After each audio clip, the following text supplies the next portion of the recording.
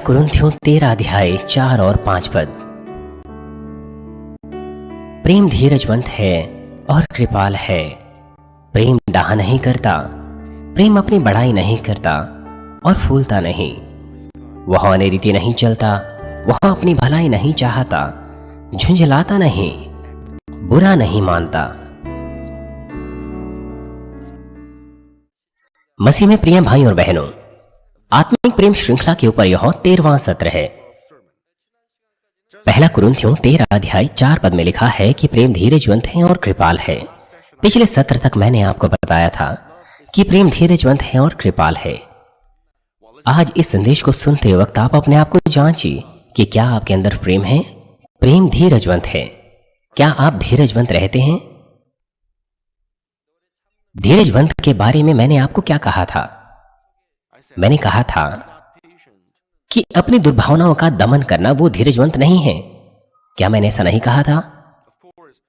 बेशक आपको उस प्रक्रिया से गुजरना पड़ता है, लेकिन जब आप प्रार्थना करते हैं तो आपको ताकत मिलती है ताकि आप एक ऐसे स्तर में जा सकें जहां पर आपके पास दमन करने के लिए कुछ भी नहीं है। आपको उस स्तर में प्रवेश करना है।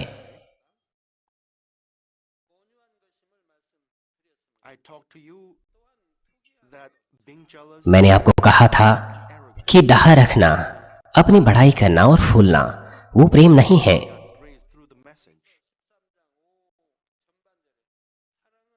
आज परमेश्वर के अनुग्रह को मैं पहला कुरिन्थियों 13 अध्याय 5 पद के संदेश से बांटना चाहता हूं, जहां पर लिखा है प्रेम अनरीति नहीं चलता।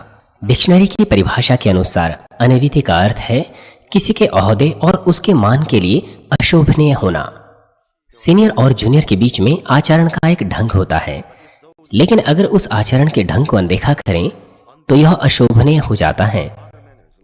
इसके अलावा भी दूसरे ढंग होते हैं कि कौन सबसे पहले पुरुष और महिला के बीच में हाथ मिलाएगा, बॉस और उसके कर्मचारी के बीच में कौन सबसे पहले नमस्कार करेगा, और जब आप किसी को नमस्कार करते हैं उस वक्त आपको कहां देखना होता है, और इस तरह से। जब आप किसी को नमस्कार करते हैं आपको उसकी आंखों में देखना होता है।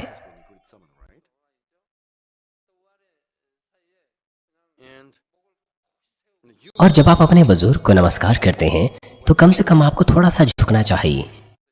और जब आपका आचरण इस दर्जे का नहीं होता है जो आपके ओहदे और मान के हिसाब से अनुचित है, तो यह अनरीति होती है।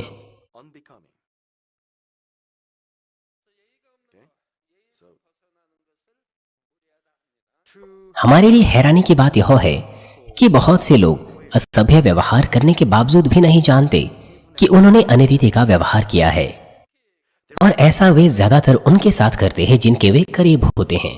वो इसीलिए जब कुछ लोगों के साथ उनको अच्छा लगता है तो उस वक्त उनकी प्रवृत्ति असभ्य हो जाती है या सही आचरण वो नहीं दिखाते। वो दूसरों की भावनाओं को ठेस पहुंचाते हैं अपनी अनरीति की बातों और व्यवहार के द्वारा। कभी कभार उनका नुकसान भी करते हैं।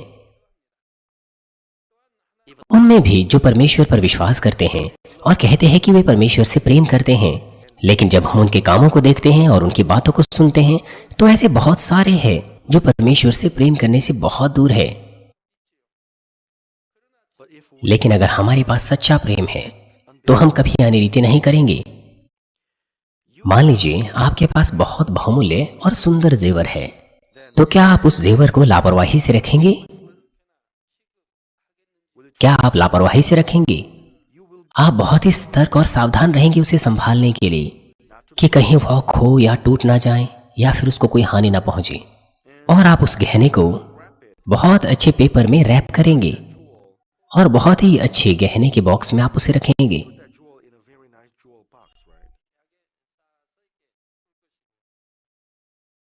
उसी प्रकार से यदि आप सचमुच किसी से प्रेम करते हैं तो फिर आप कितनी श्रेष्ठता के साथ उसके साथ बर्ताव करेंगे।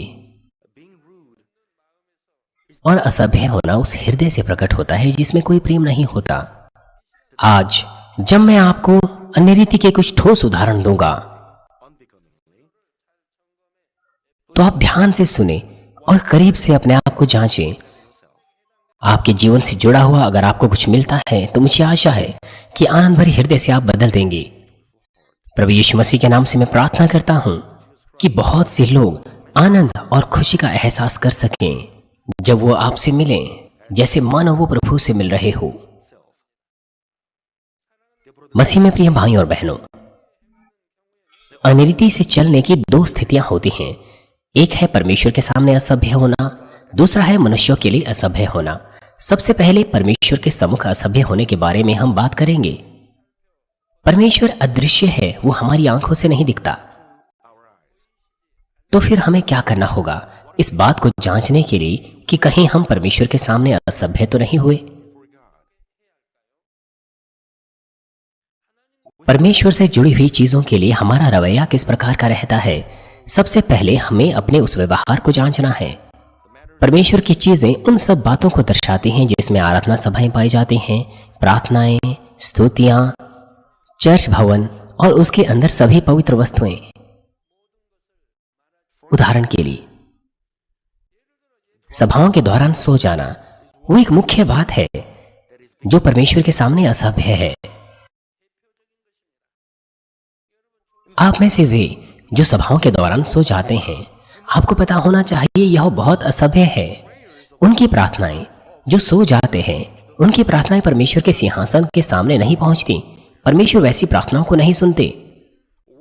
आराधना सभाएं परमेश्वर के सामने अर्पण की जाती है, इसलिए सभाओं के दौरान सो जाना ये बिल्कुल ऐसे है जैसे परमेश्वर के सामने ही आप सो रहे हैं। यदि आप देश के राष्ट्रपति के सामने या किसी कंपनी के सीईओ के सामने झपकी मारें तो यह बड़ी असभ्य बात है।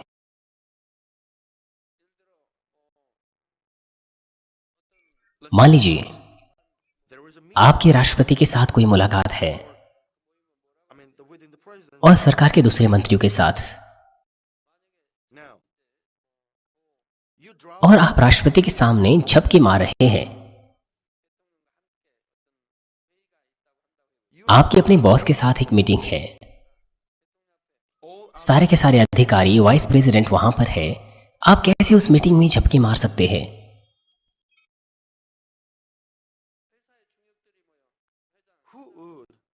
बॉस के सामने कौन सो जाएगा? आप कभी भी ऐसा असभ्य कार्य नहीं करेंगे। इससे भी बढ़कर आप परमेश्वर की आराधना कर रहे हैं। अवश्य ही आपको आत्मा और सच्चाई से उसकी आराधना करनी चाहिए। परमेश्वर के सामने आप कैसे झपकी मार सकते हैं?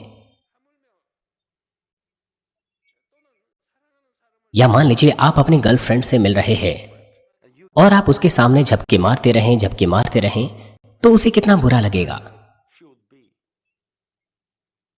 उसे लगेगा कि आप उसे अनदेखा कर रहे हैं और आप उसे प्रेम नहीं करते, और वो कहेगी अब हमारा कोई नाता नहीं। वो आप पर संदेह करेगी कि क्या सचमुच आप उससे प्रेम करते हैं। और इसके अलावा भी सभाओं के दौरान एक दूसरे से बातचीत करना और अनुचित विचार अपने अंदर आना, वह भी असभ्य होना है।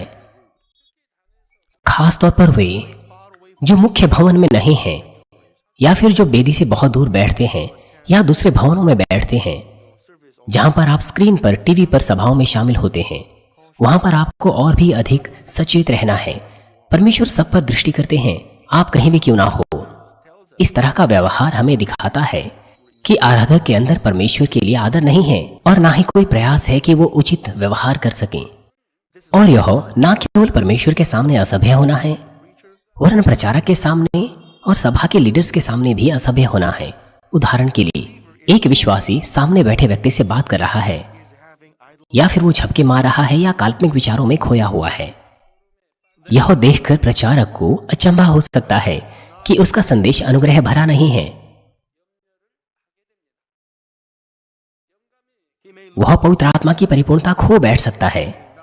इस वजह से वो आत्मा की परिपूर्णता से प्रचार नहीं कर सकता, और ये सारे के सारे काम अंत में दूसरे भाई बहनों को हानि पहुंचाएंगे। और यह भी असभ्य कार्य है। और सभाओं के बीच में चर्च छोड़कर चले जाना, ये भी असभ्य है। हालांकि कुछ ऐसे स्वयंसेवी है जिन्हें चर्च की मदद के लिए चर्च से बाहर जाना पड़ता है, लेकिन कुछ विशेष मामलों को छोड़ केवल सभा समाप्त होने के बाद ही बाहर निकलना केवल यही उचित है। कुछ लोग यह सोचते हैं कि हम तो केवल संदेश सुनेंगे और सभा समाप्त होने से पहले छोड़कर चले जाते हैं। लेकिन यह बहुत असभ्य है। मैंने एक बार आपको बताया था, परमेश्वर के सामने ग्रहण योग्य और प्रसन्न करने वाले कार्यों के बारे में लय व्यवस्था के संदेशों के दौरान। लय व्यवस्था 1:6 में परमेश्वर ने मूसा को यह कहकर आज्ञा दी, फिर वह होम बलि पशु की खाल निकालकर उस पशु को टुकड़े टुकड़े करें। पुराने नियम में जो होम बलि है वो आज की आराधना सभाओं पर लागू होती हैं। जब वे होम बलि चढ़ाते थे, उन्हें पशु को टुकड़े टुकड़े करना होता था और फिर सभी टुकड़ों को उन्हें जलाना होता था। आराधना सभा के संदर्भ में इसका अर्थ यह है कि हमें उचित और संपूर्ण आराधना परमेश्वर को अर्पण करनी है, शुरू से लेकर अंत तक आराधना के लिए स्थापित किए गए प्रारूप के अनुसार। और इस तरह से परमेश्वर की आराधना करने के लिए सबसे पहले हमें सभाओं में देरी से नहीं आना चाहिए। यहां तक कि दूसरे लोगों के साथ मिलने में भी देरी से आना वो उचित नहीं है। तो फिर परमेश्वर के सामने यह कितना असभ्य होगा अगर आप देरी से आते हैं।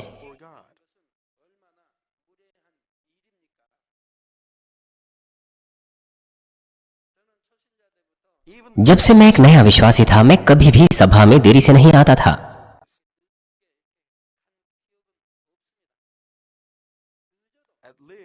कम से कम 10 मिनट पहले मैं परमेश्वर के भवन में आ जाता था और अपने आप को सभा के लिए तैयार करता था।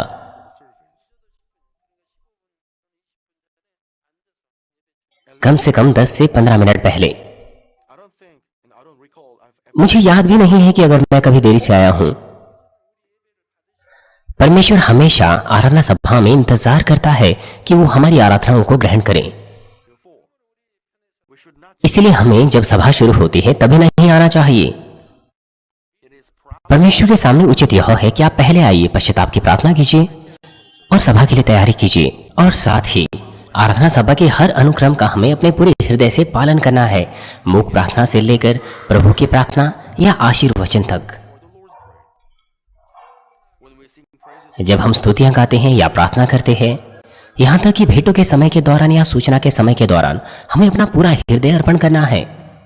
विशेष रूप से प्रार्थना परमेश्वर से बातचीत है और स्तुतियां खाली कोई गीत नहीं होता, वरन राग के साथ प्रार्थनाएं होती है जिसके द्वारा हम परमेश्वर को अपने हृदय की सुगंध को अर्पण करते हैं। इसलिए आराधना का एक हिस्सा होने के नाते जब हम स्तुतियां अर्पण करते हैं तो न केवल आराधना में, वरन आराधना सभाएं या फिर सेल की आराधना सभा होती है, हमें स्तुतियों को अपने पूरे हृदय से अर्पण करना है। उदाहरण के लिए हम दानियल प्रार्थना सभा में शामिल होते हैं। यदि हम बिना किसी विशेष कारण के देरी से आए, प्रार्थना के दौरान बिना किसी कारण से इधर उधर घूमते रहें या अर्थ रहित दोहराव के साथ प्रार्थना करें और काल्पनिक विचारों के साथ झपकी मारें, तो यह सब परमेश्वर के सामने असभ्य है। और साथ ही किसी व्यक्ति को पकड़ना या उसे हिलाना जो प्रार्थना कर रहा है, यह भी असभ्य है। उसकी प्रार्थनाओं को रोकना। एक व्यक्ति परमेश्वर से बातचीत कर रहा है जो सर्वशक्तिमान है, आप कैसे उस बातचीत में दखल अंदाजी कर सकते हैं? जब कोई किसी से बातचीत कर रहा होता है तो यह असभ्य है उनकी वार्ता में बाधा डालना। परमेश्वर के साथ बातचीत करने में बाधा डालना, आपको क्या लगता है कि कितना असभ्य होगा?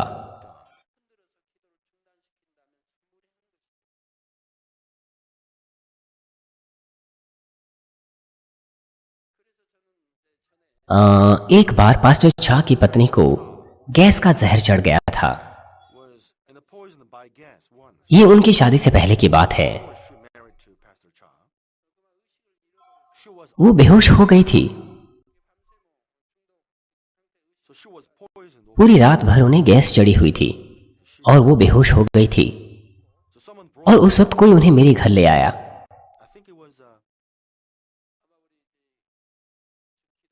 मुझे लगता है कि वो सीनियर डिकनेस थी।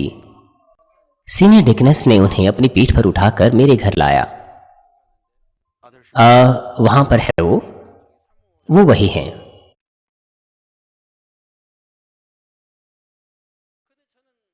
उस वक्त मैं अपनी प्रार्थनाएं कर रहा था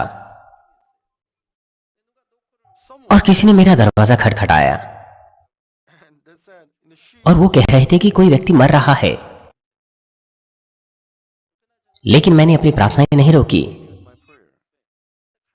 जैसे कि मानो मैंने कुछ सुना ही ना हो। क्योंकि मैं पिता परमेश्वर से गहरी बातचीत कर रहा था, इसलिए मैंने प्रार्थनाएं नहीं रोकी। जब मैंने प्रार्थना खत्म की, उसके बाद मैं बाहर आया। और फिर मुझे पता चला कि वो बेहोश है। वो बिल्कुल ऐसे थी जैसे मानो वो मर गई हो।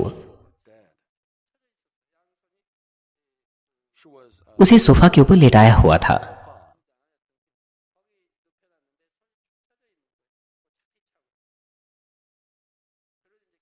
लेकिन 1 या 2 मिनट के अंदर ही जब मैंने उसके लिए प्रार्थना की, वो होश में आ गई।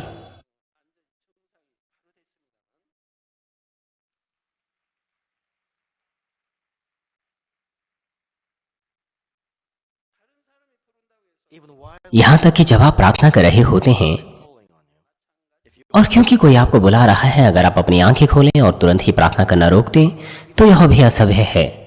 यहां तक कि दो व्यक्तियों के बीच भी अगर उनकी वार्ता में कोई बाधा डालता है और अचानक से एक व्यक्ति अगर बातचीत करना बंद करें तो इसे उचित तहजीब नहीं माना जाता। इसीलिए जब हम परमेश्वर से प्रार्थनाओं में बातचीत करते हैं, हमें अधिक सावधान रहना चाहिए। सबसे पहले हमें उचित तरीके से प्रार्थनाएं रोकनी है, फिर दूसरों से बात करना है।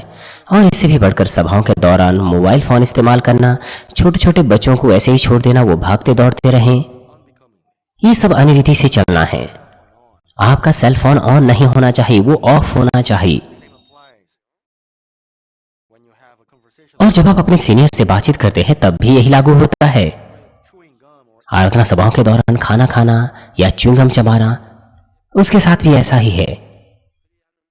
हालांकि हमारे देश में तो मुझे ऐसे लोग नहीं मिलते, लेकिन जब मैं विदेशों में जाता हूं तो उस वक्त ऐसे भी लोग थे जो आराधनाओं के दौरान च्युइंगम चबाते थे। अपने सीनियर से बातचीत के दौरान भी वो च्युइंगम चबाते हैं।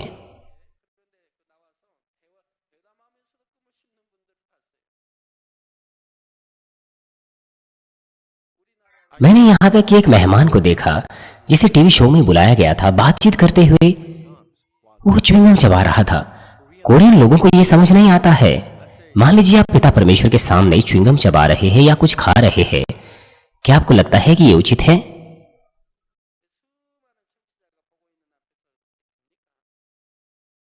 वो प्रकटीकरण जो आराधना सभाओं के लिए आपका होना चाहिए वो भी महत्वपूर्ण है। ऐसे कपड़े पहनकर भी चर्च आना उचित नहीं है जिन कपड़ों को आप अपने घर पर इस्तेमाल करते हैं या घूमने फिरने के लिए, या फिर ऐसे कपड़े जो आप अपनी कार्यशालाओं के लिए इस्तेमाल करते हैं। यदि आपको देश के राष्ट्रपति से मिलना होगा तो किस तरह के कपड़े आप पहनेंगे? क्या आप जीन्स और शर्ट पहनेंगे? अनुमानित रूप से आप सबसे बेहतर कपड़े पहनेंगे जो आपके पास है, बहुत ही साफ सुथरे तरीके से। अनुमानित रूप से आप में से ज्यादातर सूट पहनेंगे। वो इसीलिए क्योंकि हमारा पहनाव दूसरे व्यक्ति के लिए हमारे आदर और सम्मान को दिखाता है। परमेश्वर की संतान जो वास्तविकता में परमेश्वर पर विश्वास करते हैं, वो जानते हैं कि परमेश्वर कितना उत्कृष्ट है। इसलिए जब वो आराधना सभाओं में आते हैं, वे साफ सुथरे पहनाव के साथ आते हैं। हालांकि कुछ अपवाद इसमें हो सकते हैं। बुधवार की सभा के लिए, शुक्रवार की सभा के लिए बहुत से लोग सीधे ही अपनी कार्यशालाओं से चर्च आते हैं। समय पर पहुंचने के लिए वो अपनी कार्यशालाओं के कपड़ों में आ सकते हैं। इस तरह के मामलों में परमेश्वर ये नहीं कहेगा कि वो असभ्य है, बजाय इसके परमेश्वर आनंदित होगा। वो इसीलिए क्योंकि परमेश्वर उनके उस हृदय की सुगंध को ग्रहण करते हैं कि उन्होंने समय पर आराधना सभा में आने की कोशिश की, यहां तक कि वो अपने काम में व्यस्त थे। परमेश्वर प्रत्येक व्यक्ति के अंदरूनी हृदय को देखता है। इसलिए मैं आपसे विनती करता हूं कि आप दूसरे लोगों का न्याय सिर्फ उनके पहनाव को देखकर ना करें। आराधना सभाओं के लिए एक और बात मैं आपको बताता हूं। यह भी परमेश्वर के सामने अनिरीति करना है अगर हम शराब पीकर या धूम्रपान करके आराधना सभाओं में आते हैं। यहां तक कि अविश्वासी भी यह सोचता है कि जब वो चर्च में आए तो उचित उनके लिए यह है कि वो धूम्रपान ना करें या शराब ना पिए। जब मैंने चंगाई प्राप्त की उसके बाद मैं शराब नहीं पीता था, कम से कम रविवार को।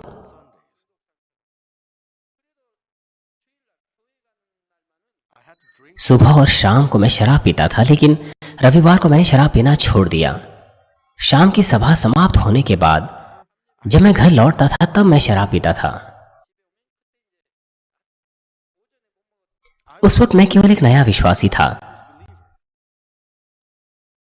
और मैं इस बात को नहीं जानता था कि एक विश्वासी जो मसीही है उसे शराब नहीं पीनी चाहिए, धूम्रपान नहीं करना चाहिए। लेकिन कम से कम मैंने रविवार को तो शराब पीना और धूम्रपान करना छोड़ दिया।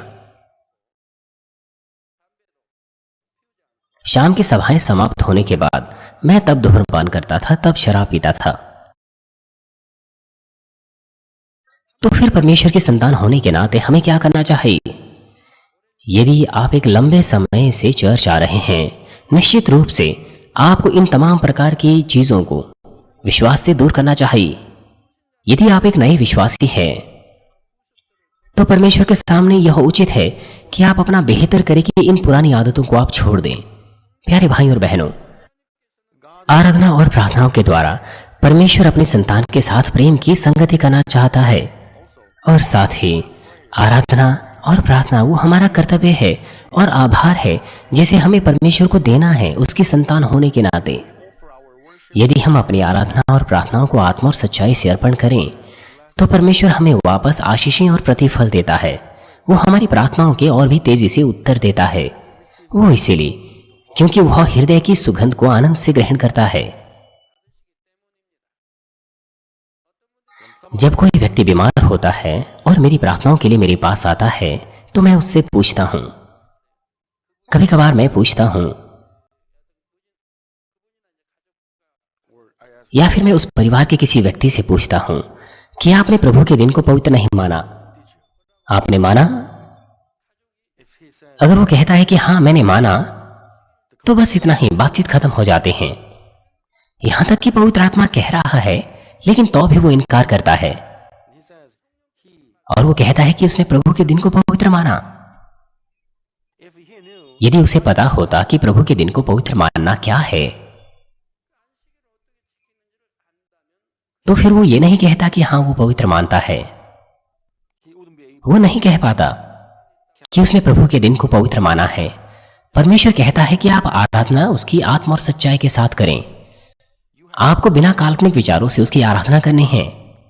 परमेश्वर के वचन के लिए आपको पूरा ध्यान देना है। लेकिन आप सभाओं के दौरान सोचते हैं कि आपको सभा के बाद गोल्फ खेलने जाना है, या फिर सभा के दौरान आप घर जाने के बाद टीवी पर अपना फेवरेट शो देखना चाहते हैं। तो यह वो आराधना नहीं है जिसे परमेश्वर ग्रहण कर सकें।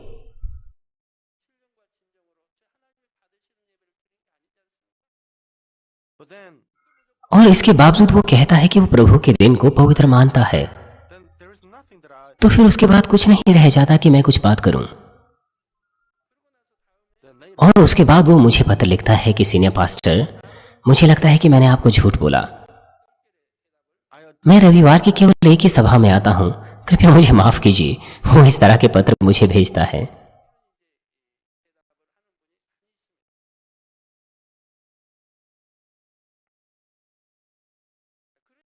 यदि हम लगातार अनिरीति के कार्य 1 साल, 2 साल या 3 साल तक परमेश्वर के सामने एकत्र करते रहें, तो परमेश्वर के विरुद्ध हम पाप की दीवार खड़ी कर देंगे। पति पत्नी के बीच में भी और बच्चों और माता पिता के बीच में भी यदि बिना प्रेम का संबंध लगातार बना रहेगा, तो बहुत सी समस्याएं उठ खड़ी होगी। परमेश्वर के साथ भी ऐसा ही है।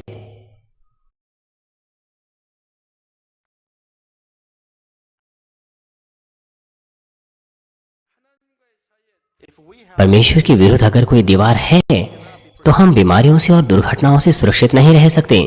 अलग अलग समस्याओं का हम सामना कर सकते हैं। हमारी प्रार्थनाओं के उत्तर हम नहीं प्राप्त कर पाएंगे, चाहे लंबे समय तक प्रार्थना क्यों ना करें। लेकिन अगर हम आराधना सभाओं में उचित व्यवहार करते हैं, प्रार्थनाओं में उचित व्यवहार करते हैं, तो बहुत सारी समस्याओं का समाधान हम पा सकते हैं। मुझे आशा है कि आप सब के सब इस बात को बहुत अच्छे से समझ लें। यूहन्ना रचित सुसमाचार 4 अध्याय 24 पद कहता है, परमेश्वर आत्मा है और अवश्य है कि उसके भजन करने वाले आत्मा और सच्चाई से भजन करें।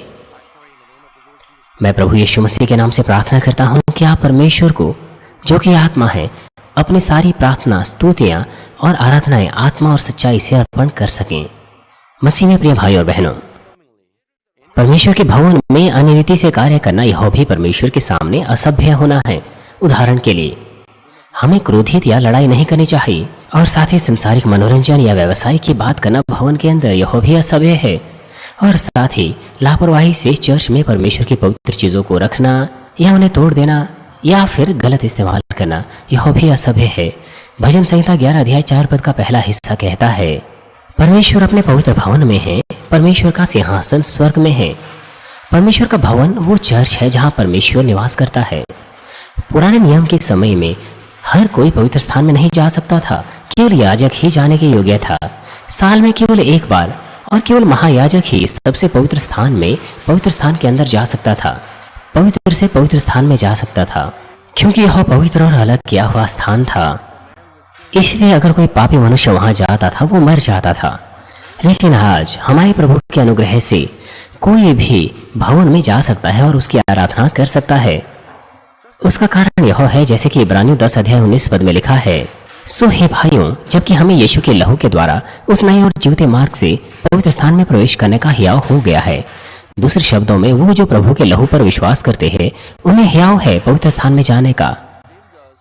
वो इसीलिए क्योंकि यीशु ने अपने लहू के द्वारा हमें हमारे पापों से मुक्त कर दिया। यहां तक कि यीशु जिसने इस तरह का प्रेम हमें दिया, उसने भी पवित्र भवन में तिरस्कार ग्रहण नहीं किया। जब उसने देखा कि मंदिर में लोग कुछ खरीद और बेच रहे हैं तो उसने कड़े तौर पर उन्हें डांटा और उन्हें बाहर निकाला, यह कहते हुए जैसे कि मत्ती 21 अध्याय 13 पद कहता है, और उनसे कहा, लिखा है मेरा घर प्रार्थना का घर कहलाएगा, परंतु तुम उसे डाकों की खो बनाते हो।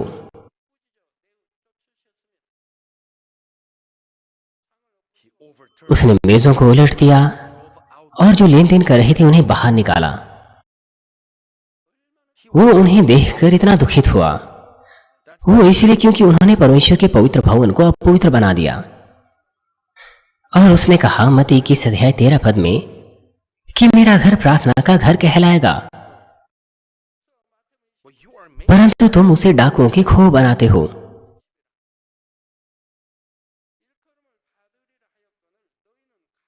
और यह तो मंदिर के अंदर भी नहीं था, यह मंदिर का बाहरी क्षेत्र था। केवल याजक ही मंदिर के अंदर जाने के लिए अनुमति प्राप्त था उन दिनों में, और केवल महायाजक ही महापवित्र स्थान में जा सकता था, अंदरूनी स्थान में। और उस वक्त लोग परमेश्वर की आराधना अलग से आराधनालय में करते थे, वो परमेश्वर के मंदिर में प्रवेश नहीं कर सकते थे, क्योंकि मंदिर का बाहरी हिस्सा वह भी मंदिर से ही संबंध रखता है। मान लीजिए आपके पास एक घर है, तो ना केवल उस घर का भवन वरन उस घर का बाहरी क्षेत्र या बाड़ा वो भी आपका घर है कि नहीं? केवल आपका भवन ही आपका घर है, क्या बाड़ा आपका घर नहीं है? नहीं, वो सब कुछ आपका है।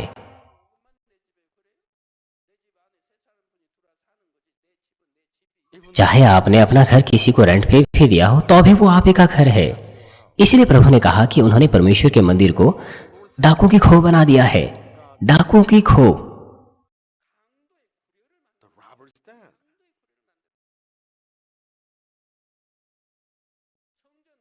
ये मंदिर के भवन में नहीं था वरन मंदिर के बाड़े में था, और वहां पर वो उन चीजों को बेचते थे जिन्हें परमेश्वर को अर्पण किया जाता था। लेकिन यीशु ने उस तरह के कार्यों की भी अनुमति नहीं दी। यहाँ पर हम एहसास कर सकते हैं कि भवन का मतलब सिर्फ वो भवन नहीं होता जहां हम आराधना करते हैं, वरन हर वो क्षेत्र जो उस भवन की सीमा में आता है, जिसमें चर्च है, बाहरी क्षेत्र है या दूसरी चीजें हैं। परमेश्वर का मंदिर जो यरूशलेम में है उसमें 10 लाख लोग आ सकते हैं। वहां का बाहर का बाड़ा इतना बड़ा था कि वहां 10 लाखों लोग आ सकते हैं, और वहां पर वो कबूतर, बकरी के बच्चे और दूसरी चीजों को बेचते थे कि परमेश्वर के लिए भेंटों के रूप में इस्तेमाल किए जा सकें। लेकिन प्रभु उनसे दुखित हुआ और उसने कहा कि उन्होंने मंदिर को डाकों की खो बना दिया है। यदि आप इस बात को समझते हैं तो आपको परमेश्वर के भवन में चीजों को खरीदना और बेचना नहीं चाहिए, आपको भवन का तिरस्कार नहीं करना चाहिए। इसीलिए आप चर्च में जहां कहीं भी क्यों ना हो, मुझे आशा है कि आप यहां तक कि छोटी सी बात और कार्य के लिए भी सावधान रहेंगे ताकि आप उसे पवित्र और सिद्ध बना सकें। और मैं आपसे विनती करता हूं कि आप चर्च के पवित्र वस्तुओं को भी उसी तहजीब से संभालें। भजन संहिता 84 अध्याय 10 पद कहता है, क्योंकि तेरे आंगनों में का एक दिन और कहीं के 1000 दिनों से उत्तम है। दुष्टों के डेरों में वास करने से मैं अपने परमेश्वर के भवन की ड्योढ़ी पर खड़ा रहना ही मुझे अधिक भावता है। क्योंकि यह दाऊद है, इसलिए वह ऐसा अंगीकार कर पाया। उसने कहा कि कहीं और के 1000 दिन से उत्तम मेरे लिए परमेश्वर की ड्योढ़ी में खड़ा रहना अधिक भाता है। कहीं और के 1000 दिन से बेहतर परमेश्वर की ड्योढ़ी में रहना है। राजा दाऊद के इस अंगीकार में परमेश्वर के प्रति हम उसका खरा प्रेम और सच्चा हृदय देख सकते हैं कि वह ड्योढ़ी में रहना चाहता है, चाहे उसे एक सामान्य द्वारपाल ही क्यों ना बना रहना पड़े। इसी प्रकार से जितना अधिक हमारे अंदर परमेश्वर के प्रति प्रेम होगा, उतनी ही अधिक लालसा परमेश्वर के भवन के लिए होगी। इसलिए हम चर्च के अंदर अन्य रीति नहीं करेंगे। इसलिए मुझे आशा है कि आप शुद्धता से जो कुछ परमेश्वर का है अपने पूरे हृदय से संभालेंगे। जिस प्रकार से आप मानव परमेश्वर की आराधना कर रहे हो, उसकी सेवा कर रहे हो।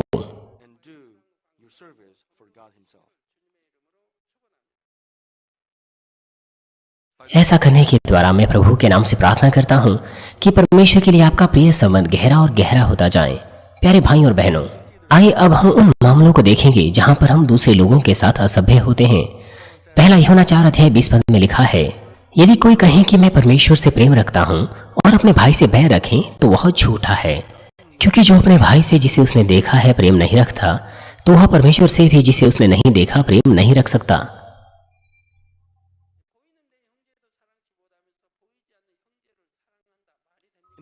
मैंने 2 भाइयों को देखा।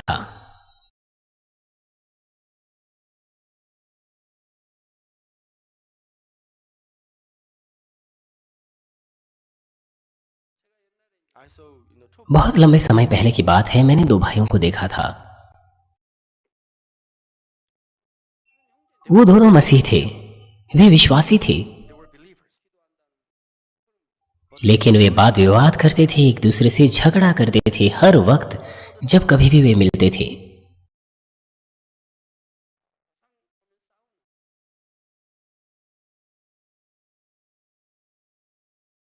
वे हमेशा एक दूसरे पर दोष लगाते रहते थे।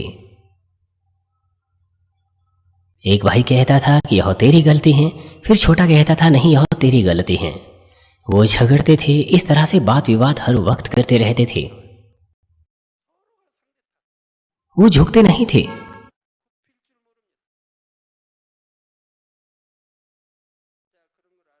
एक दिन मैंने उनसे पूछा कि आप एक ही मां से जन्मे हो, आप कैसे इस तरह से वाद विवाद कर सकते हो? आपको एक दूसरे से प्रेम करना चाहिए, क्योंकि आप लोग भाई हो।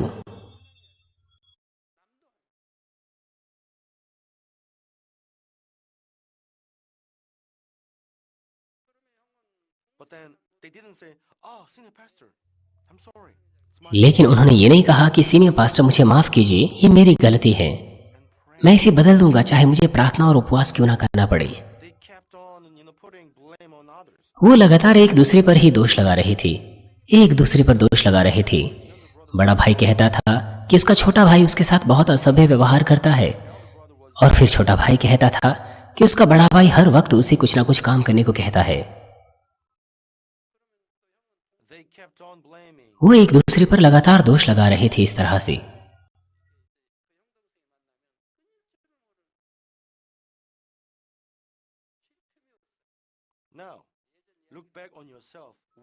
आप अपने आप को मुड़कर देखिए कि पहले कहीं आप तो ऐसे नहीं थे। कृपया आप अपने आप को जांचिए कि क्या आप सचमुच पिता परमेश्वर से प्रेम करते हैं। यदि सचमुच पिता परमेश्वर पर आप विश्वास करते हैं तो फिर कुछ और नहीं वरन आप परमेश्वर से प्रेम करेंगे। आप कहते हैं कि आप परमेश्वर से प्रेम करते हैं जिसे आप देख नहीं सकते, लेकिन आप अपने भाई से प्रेम नहीं करते जिसको आपने देखा है, तो आप झूठ बोल रहे हैं। जो कुछ आप कहते हैं वो सब झूठ है। यदि आप किसी से प्रेम करते हैं तो आप उसे बैर नहीं कर सकते। परमेश्वर कहता है कि अपने शत्रुओं से भी प्रेम करो, तो फिर आप अपने भाई से कैसे प्रेम नहीं रख सकते? जैसे कि लिखा गया है, केवल तब जब हम अनरीति नहीं करेंगे अपने भाई बहनों की ओर, तभी परमेश्वर हमारे अंगीकार पर विश्वास कर सकता है। जब हम कहते हैं कि हम उसे प्रेम करते हैं, जिन लोगों को हम देख सकते हैं, अगर हम उनके साथ असभ्य हो तो फिर परमेश्वर की हर चीज में हम कैसे उचित तहजीब दिखा सकते हैं जिसे हम देख नहीं सकते। यदि हम परमेश्वर से प्रेम करते हैं तो हमें अपने भाई बहनों की ओर भी असभ्य नहीं होना चाहिए। तो फिर भाई बहनों की ओर किस तरह की बातें असभ्य होती हैं? आमतौर पर यदि हम केवल अपने ही लाभ के पीछे चलें, दूसरों का ध्यान दिए बगैर, तो फिर बहुत से असभ्यता के कार्य सामने आते हैं। हम दूसरों के हृदय में असुविधा पैदा कर सकते हैं, या फिर आर्थिक हानि कर सकते हैं, या तनाव पैदा कर सकते हैं, या उन्हें बाध्य कर सकते हैं। उदाहरण के लिए, जब हम फोन पर बात करते हैं तो फोन पर बात करने की तहजीब होती है। यदि हम देर रात कॉल करें या लंबे समय तक फोन पर उस व्यक्ति से बात करें जो बहुत व्यस्त है, तो फिर हम उसका कितना नुकसान करते हैं। किसी नियुक्त समय में देरी से पहुंचना या अचानक से किसी के घर चले जाना, वो इस तरह की अशिष्टता के उदाहरण हैं। जब हम अपने दोस्तों से मिलते हैं, पड़ोसियों से मिलते हैं और संगति करते हैं, तो उसमें भी हमें तहजीब का ध्यान देना होता है। क्या आप में से कोई ऐसा है जिसे यह लगता होगा कि हम तो बहुत करीबी हैं? क्या यह औपचारिकता नहीं है इन तमाम चीजों के बारे में हमारे बीच में सोचना? आप वास्तविकता में एक अच्छे संबंध में हो सकते हैं कि आप दूसरे व्यक्ति की सारी बातें समझते हो, लेकिन तो भी यह बहुत मुश्किल होता है कि दूसरों के हृदय को आप 100% समझ सकें। इसलिए हमें जांचना चाहिए कि क्या यह हमारी अपनी ही राय तो नहीं जब हम दूसरों के दृष्टिकोण से सोचते हैं। विशेष तौर पर हमें सावधान रहना चाहिए कि हम दूसरे व्यक्ति के लिए असभ्यता का व्यवहार ना करें, वो भी सिर्फ इसलिए क्योंकि हम हमेशा उसके साथ होते हैं या हम उसके करीबी हैं। चाहे आप अपने पति, पत्नी, बच्चों या अपने दोस्तों के साथ कितने ही करीबी क्यों ना हो, आपको उनके साथ अभद्र नहीं होना है क्योंकि आप उनके बहुत करीब है, क्योंकि आप उसकी पति है, उसकी पत्नी है। आपको ऐसा लग सकता है कि ये चलेगा और आप असभ्य हो जाते हैं, अनिरीति दिखाते हैं। आपको वो कभी नहीं करना चाहिए। आपको कभी भी ऐसा नहीं करना चाहिए। यदि पति अपनी पत्नी की सेवा करें और पत्नी अपने पति की सेवा करें, तो फिर वो हमेशा खुश रहेंगे।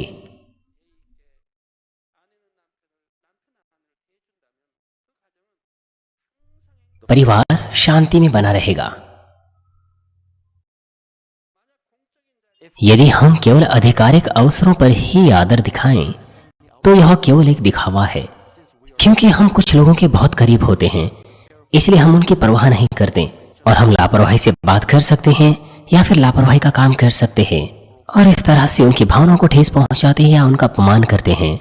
परिवार के लोगों के लिए हम असभ्य हो जाते हैं या करीबी दोस्तों के लिए, और अंत में संबंध कमजोर हो जाता है और बहुत ही बुरा भी हो सकता है और फिर वो दोस्ती लंबी नहीं रहेगी। इसी प्रकार से कुछ बुजुर्ग लोग जवान लोगों को या उन लोगों को जिनका पद नीचे होता है अनिरीति का व्यवहार दिखाते हैं। वो अनादर की बातें बोलते हैं या फिर उनका आदेश भरा व्यवहार होता है। इस तरह से वो दूसरों को असुविधा में डालते हैं। मुझे सुनने को मिला कि एक ग्रुप लीडर अपने ग्रुप के सदस्य को आदेश देते हैं कि मेरे लिए कॉफी लाओ, ये करो, वो करो,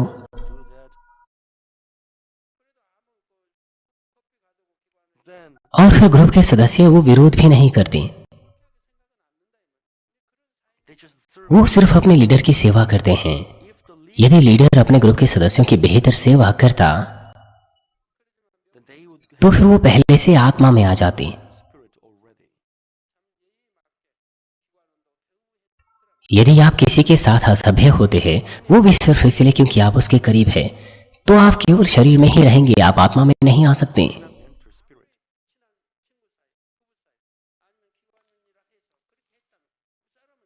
आत्मा में आने के लिए अवश्य ही आपको इस तरह की चीजों को ढूंढना है और इनसे मुक्ति प्राप्त करनी है, तो फिर आप आत्मा में आ सकते हैं। अवश्य ही आपको अपने हृदय को भलाई और आत्मा में जोतना चाहिए। केवल तभी आप आत्मा में आ सकते हैं। विशेष तौर पर पास्टर्स, लीडर्स, उन्हें अनादर की भाषा नहीं बोलनी चाहिए और ना ही उनका व्यवहार आदेश भरा होना चाहिए, वो भी सिर्फ इसलिए क्योंकि उनका पद लीडर का है। और साथ ही लय व्यवस्था 19 अध्याय 32 पद कहता है, पक्के बाल वाले के सामने उठ खड़े होना और बूढ़े का आदरमान करना और अपने परमेश्वर का भय निरंतर मानना, मैं यहोवा हूं। यदि आप एक विद्यार्थी हैं, जब आपको रास्ते में या बस के अंदर कोई बुजुर्ग मिलते हैं, क्या आप अपनी सीट उन्हें देते हैं?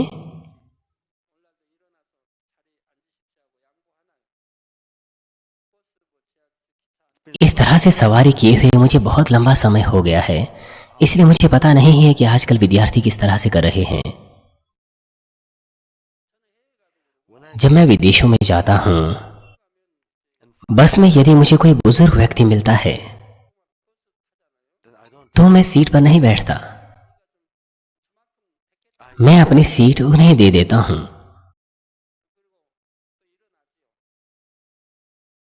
मैं खड़ा हो जाता हूँ अपनी सीट से। जब कोई बस में चढ़ता है,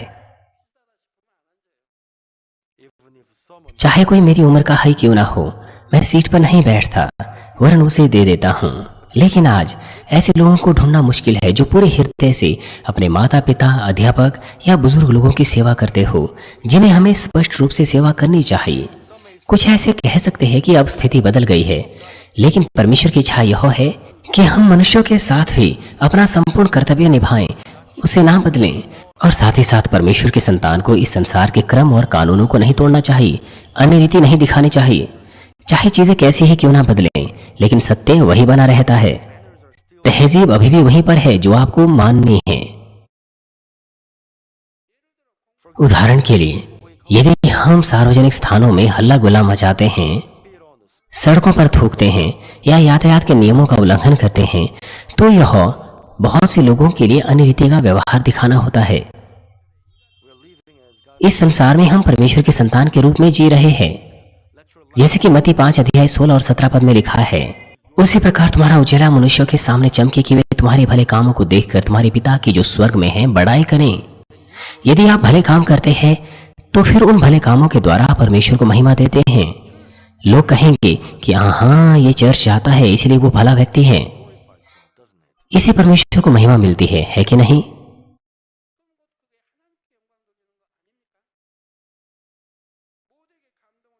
मैं प्रभु के नाम से प्रार्थना करता हूं कि आपका जीवन योग्य हो कि बहुत से लोगों के हृदय को छू सके।